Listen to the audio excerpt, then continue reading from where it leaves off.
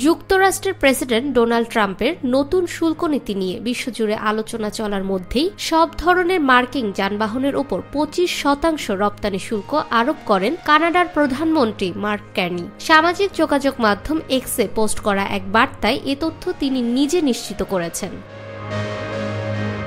X বার্তায় ক্যানি বলেন, president Donald Trump আমাদের অটোমোবাইল খাতে 25% রপ্তানি শুল্ক জারি করেছেন। এর প্রতিক্রিয়া হিসেবে এ পদক্ষেপ নিয়েছে কানাডার সরকার। এই শুল্ক থেকে প্রাপ্ত অর্থ পুরোটাই কানাডার অটোমোবাইল শিল্প ও এ খাতের কর্মীদের কল্যাণে ব্যয় করা হবে।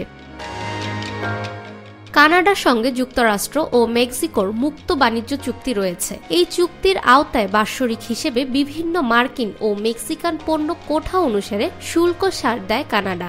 বৃহস্পতিবারের এক্স বার্তায় ক্যানি বলেছেন, এখন থেকে যানবাহনের ক্ষেত্রে মেক্সিকো কোঠা অনুযায়ী শুল্ক ছাড় পেলেও যুক্তরাষ্ট্র তা পাবে না।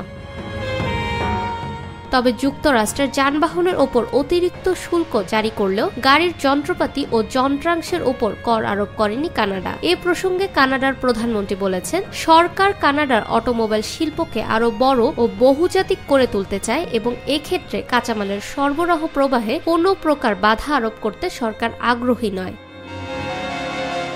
2 এপ্রিল যুক্তরাষ্ট্রের সঙ্গে বাণিজ্যিক সম্পর্ক রয়েছে এমন প্রায় সব দেশের উপর সব ধরনের রপ্তানি পণ্যের উপর শুল্ক জারি করেছেন ট্রাম্প। কানাডার যানবাহনের উপর 25% রপ্তানি শুল্ক জারি করেছেন তিনি। ফাহমিদা বিনতে আনোয়ার, নিরপেক্ষ নিউজ ডেস্ক, ঢাকা।